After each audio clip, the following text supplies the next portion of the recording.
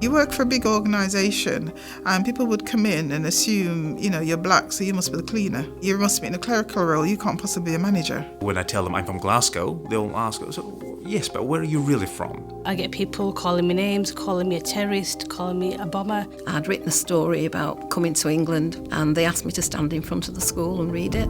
As I stood up and read, everybody laughed at me, including the teachers, because I had a Barbadian accent. I never, ever spoke again in public until I was 28. Psychologists refer to those very blatant forms of prejudice as old-fashioned racism. Modern racism, however, is far more subtle, it's indirect, it's oblique, it's far more difficult for others who are not on the receiving end of it to detect. You're often made to feel like you're sensitive or oversensitive about it because it is a bit passive and underneath, and then you question yourself. You really think, oh, must be me.